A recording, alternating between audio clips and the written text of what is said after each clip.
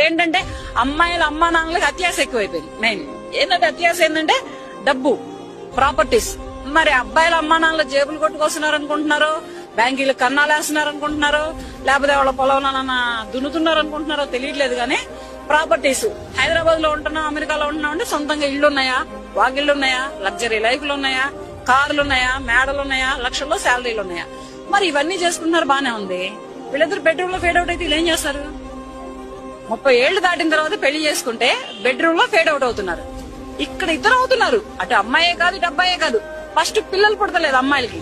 Main problem ఎక్కడ వస్తుందంటే ఇప్పుడు తింటున్న జంక్ ఫుడ్లే గానీ, తిరుగుతున్న పొల్యూషన్సే గానీ, తీసుకుంటున్న టెన్షన్సే గానీ, దేనికైనా గానీ మెయిన్ అమ్మాయిలలో పిల్లల విషయంలో ఫేడ్ అవుట్ అవుతున్నారు. పిల్లలు పుడతలేదు. ఇంక వీళ్ళు పెళ్లిళ్ళు చేసుకుని ఏం చేస్తారు? ఆస్తులకి పిల్లల్ని కంటారా?